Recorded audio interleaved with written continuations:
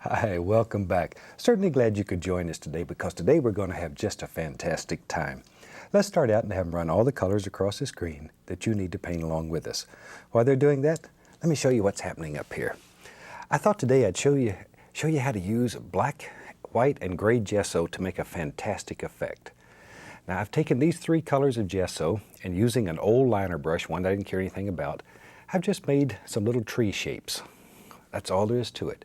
You just pull it down with a liner brush, make a little limb here and there, and then take a liner brush sidewards and put in these little fluffy areas. It sort of looks like leaves, but that's really all there is to it.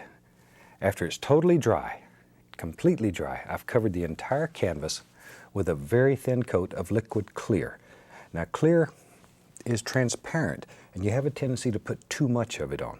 If you have any doubt in your mind and you think you may have too much, take a paper towel and wipe your canvas down. What's left will be just right. Tell you what, let's do it. This is a fun painting that anybody can do. This is a good one. If it's your first or second painting, this is wonderful. And if you've painted before, this is one that it'll certainly excite you. I'll start with a little phthalo blue. It's a beautiful, beautiful blue. I love it. I think it's one of the nicest colors that we have. Just put a little in the 2-inch brush, and let's go up in here. There's not a lot of paint on the brush. And I'm just going to start and just make my little crisscross strokes as usual and paint right over this. And fantastic things will happen.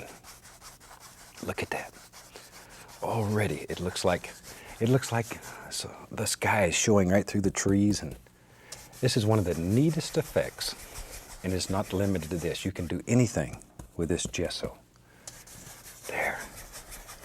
And where the canvas is dark, I've used lighter gesso, and vice versa.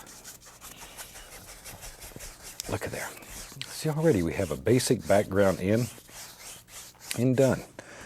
Let's see, while I got that blue on my brush, I'm going to add a little more of the Prussian blue because it's stronger. It'll go right over the top. And the corners, I'm going to darken a little with Prussian blue. Prussian blue is much stronger, much deeper. See there? There we go. Just the corners though.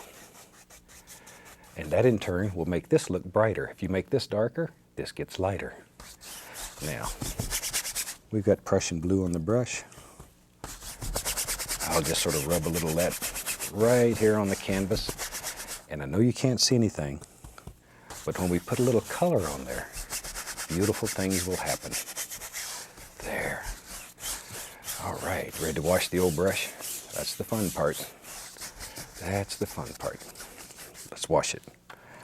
As you know, we wash our brushes with odorless paint thinner. Just scrub them off, give it a good shake,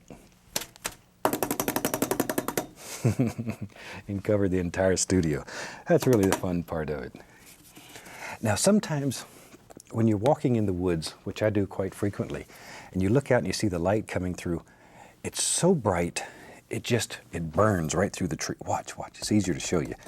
Take the brush, I'm just going to take one corner, just one corner. That's a beautiful close-up there. One corner, and get a little titanium white on it. Now come up here. Decide where the sun's at back there, shining through all these trees. And very lightly, just begin in that light area and begin working around.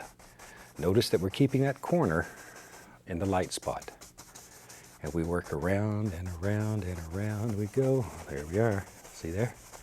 And begin blending outward. Now this paint is very opaque.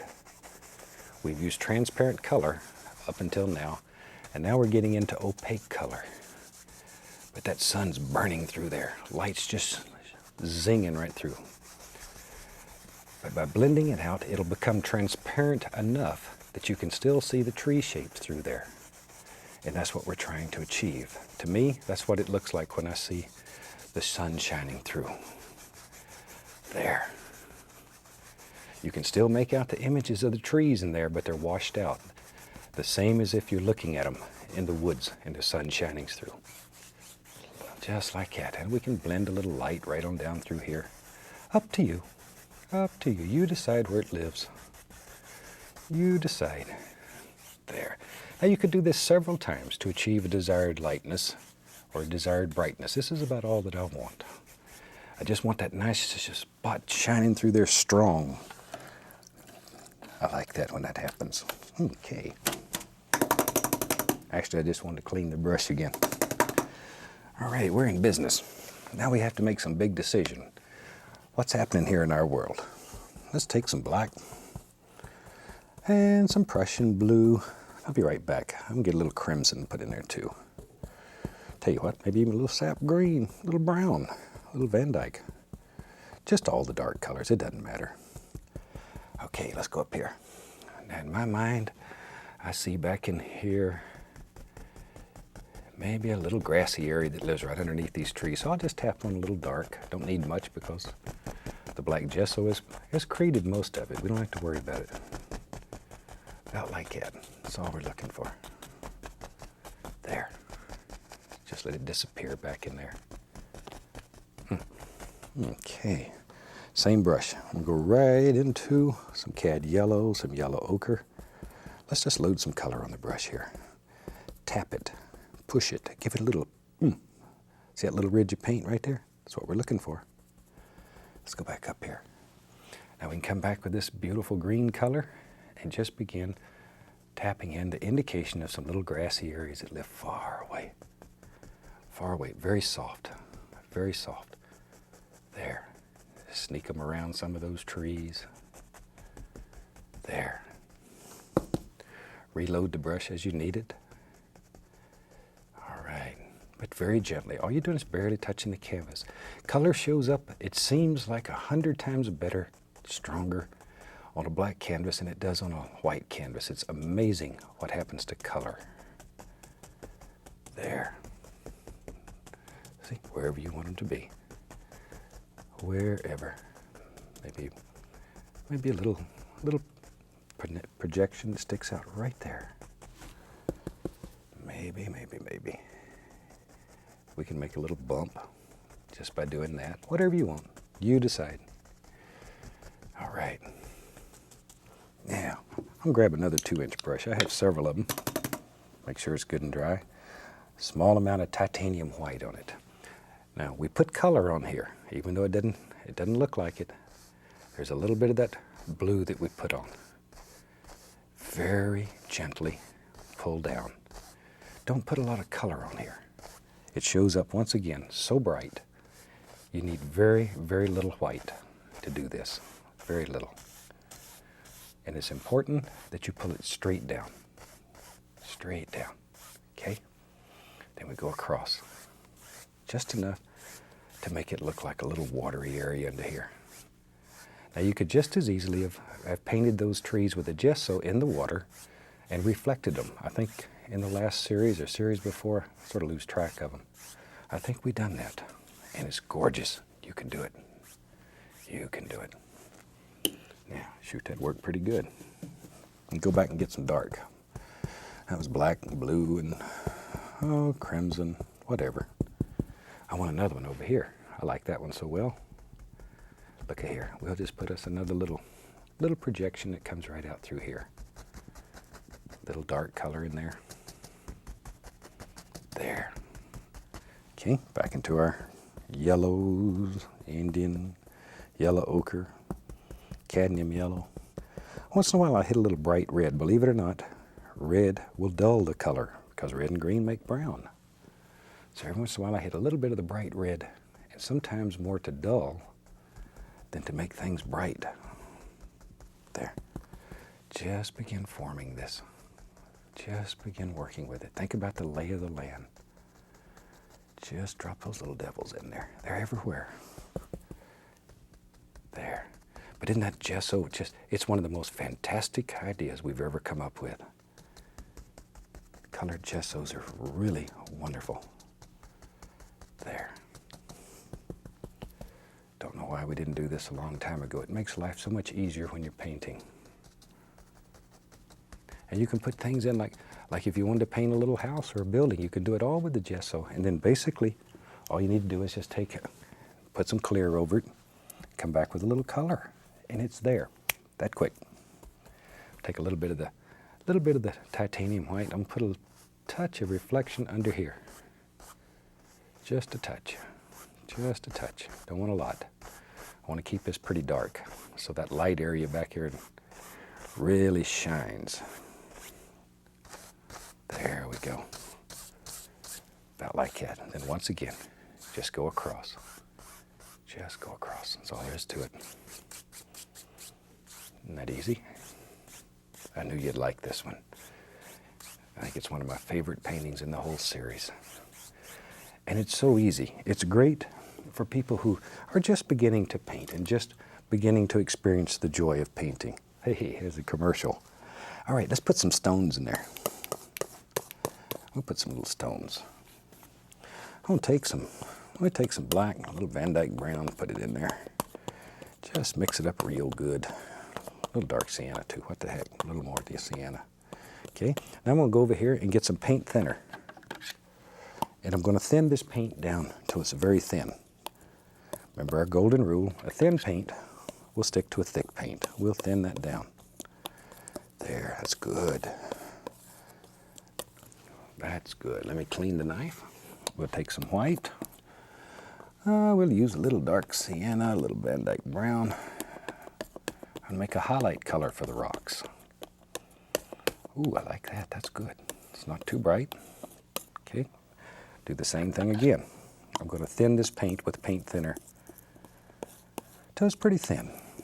Pretty thin. It's about the consistency of soft face cream or butter that you've left out. You know, sometimes you leave the butter out, it gets real soft and gooey. That's what we're looking for. Okay, let me clean off my knife. Now, probably the easiest way I've ever found of making very effective little stones is using a little filbert brush. Okay, let's go through the dark color first, both sides. Okay, stay right there and I'll bring the light up. We have both sides full of dark. I'm going to take only one side and go through light. So we have light, dark, light, dark. Now we can go back in here and you have to make big decisions. Where does all these little rocks and stones live in your world? You can put 1,000,000 of them in, or 1 or 2, it's up to you. I like little stones, and this is the easiest way there is that I know of to put them in there. Maybe over here they're getting a little bigger. Big old rock. But in one stroke you can put the top and the bottom of the rock in, that easy. Let's put some on the other side. We don't want him left out. There. Look at all those little rocks. I used to agonize over rocks trying to get them in there. Work myself to death. And you see how easy it is. If you want great big rocks, then use our little oval brush. Why, it just jumps right in there. I'm going to take a little liner brush, a little bit of white, a little blue in it, a little phthalo blue in it, mostly white. Instead of using a knife today, I'm just going to take the liner brush and just here and there, we'll just sort of work a little water line right around the stones, like that. Look at there. Just let it wander around wherever you want it. Wherever you want it. It just cleans up the edge and the bottom of these little rocks. There. See there, and they can come on out through here. There can be a few little things. You could do this with a knife if you want to. I thought today we'd just do it with a little liner brush, but you need a thin paint. So it'll just zip right over there. There we go. Something like that. When you do yours, take your time and really do them nice. We're a little pressed for time here, so I have to do it a little quicker. But when you do it, just enjoy it. Enjoy it. All right. We got to put something in our foreground here. Let's just go back to our brush. It's got all that dark on it. We had blue and black and some brown. Let's see, sap green, alizarin crimson. Bravery test. Maybe in our world, it comes right across like that. There, just tap that in. Just tap it in. Fill it up. Fill it up. A lot of good dark color in there. There. Now then. Okay. Let's go into our yellow. Same thing as we did before. I'm just going to do the same basic thing. Get some green here. By taking that color we had on the brush and going into yellow, automatically we get green. And then we can begin just putting all kinds of little grassy areas back in here. There they come. There they come. Now if you just take your time and you keep tapping this, it'll get so smooth you almost can't believe it. There. Just little soft grassy areas. There they go. Right on out. There, a little more paint on the brush. All right. Just keep working it back and forth though. Something like that. Okay. Just sort of let your imagination go. Painting is so great because your imagination on that piece of canvas can become reality. Can become reality. And sometimes we all need to escape from reality. And this is the place to do it. Here, everything's peaceful and quiet. There's no bad things here. These are happy places here. Now, watch here, watch here, watch. Sometimes, come right up in here. Sometimes it's fun to take this brush, put it up here, and give it a little upward push. Watch. Bloop. See that little grassy area? Bloop, bloop, bloop, bloop. That's all there is to it. Got to make those noises or it doesn't work. There, just like that. Maybe the grass over here is a little taller, and you work in layers. There. And we can go back to just tapping. Like that. There. And then maybe, bloop, yep, you're right, there's another, bloop, bloop, little glassy area right there. Wherever you want them. And over here, it's much softer. Much, much softer. Over here is where you'd want to take your shoes off and run through there with naked foot. So that'd be fun. I like the feel of grass on the bottom of my feet with no shoes on. I think that's a neat feeling. There. When we were kids, my brother Jim and I, we used to run all through the woods in Florida. And shoot, we were tough. We didn't even wear shoes back then. Probably because we didn't have any. Bloop. More little grassy areas. There. Just as many as you want. You know what we need? You know, don't you? We need a tree. Let's take some Van Dyke, a little dark sienna, mix them together with an old fan brush. And let's have a bravery test right now. Here we go. I'm on a tree that lives right there. Oh, right through the pretty rocks. It's okay. We know they're back there. Just pull it through. Like that. Big, strong tree. See, it just keeps growing. Can always make them bigger. Sometimes the sun is going to try to make them smaller. But you can always make them bigger. Put a big old foot on him out here so he has something to stand on. There. Tell you what, let's just use a little filbert. We'll take a little white, a little brown, and just let that work right down the edge. That's too bright. I don't like that. Too bright. Let me darken it up a little. Too bright. Oh, that's much better. That's much better. See, if you don't like something, change it. In your world, you have that kind of power. You can do anything. Anything. There. So it gives the impression of a whole rough, mean tree that lives out here. There he is. We need some arms on our tree. Let me wipe that color off. Liner brush. There he is. Little paint thinner. Little Van Dyke brown. There we go. And in our world, there's an arm lives on this tree. Right there. There he is. Put a few arms. Let's put some leaves on this tree so we don't have to put many arms. Maybe there's one that hangs off here that, there. Now let's put a few leaves on there. We'll get a fan brush. Take some dark color, black, blue. Maybe a little sap green and crimson in it too. And our world, there it is. Push in a little dark first. There. Don't want to cover up all that trunk, but some of it. There we go.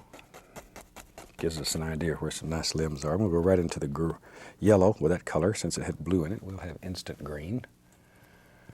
There, and push upward again. Sometime we push down, sometime upward. Let me get a little more color on here. It's up to you. Up to you. There it comes. See? Don't want to get too much of this in here.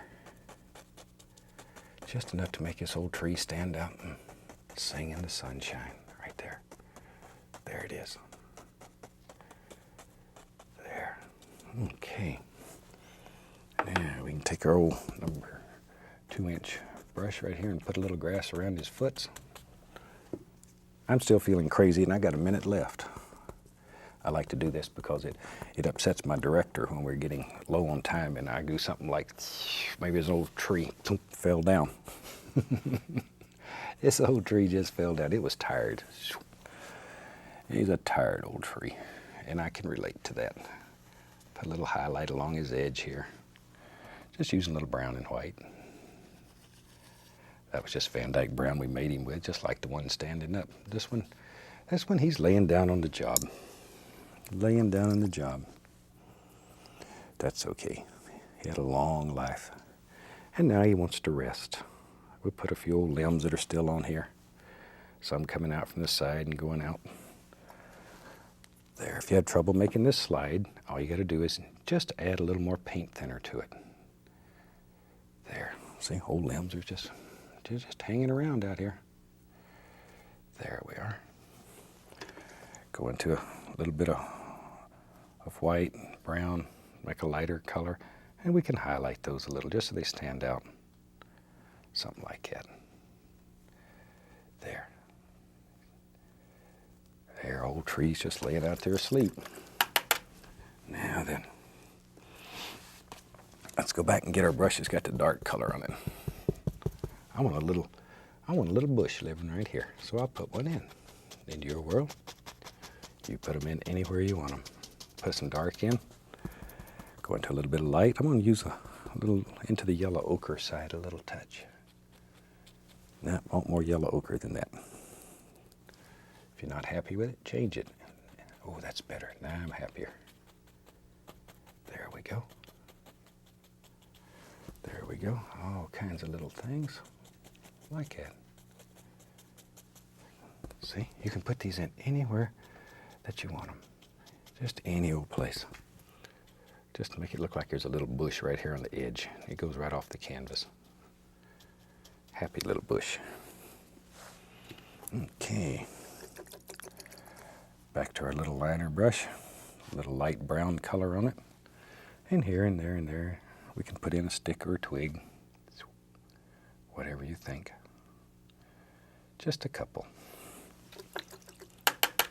And we had rocks on the other side. Let me go back to my filbert. Had rock color on it. And maybe over here there's a rock or two that lives on this side. I know that side's better, but all the rocks didn't move over there. There's still a couple here. Still a couple. Where do they live? Here's one right up against a tree. Yeah. Wherever you want them, you decide. There. Maybe right down here at the base of that big tree lives a little stone. You make the decision, but he may live right there. That's okay. Shoot, I think we're about ready for a signature on this one. Take a little paint thinner, a little bit of the bright red, and we'll sign it. I have people write and they say, do you have to sign with red? Absolutely not. You sign with any color that you want. I've just sort of gotten the habit of signing with red, and I always do it. It's sort of become the trademark. But you sign in any color that you want. There we are. I think we're going to call that one finished. Hope you've enjoyed it. I'd like to hear from you if you try this black and white and gray gesso, because it does fantastic things. From all of us here, I'd like to wish you happy painting, and God bless, my friend.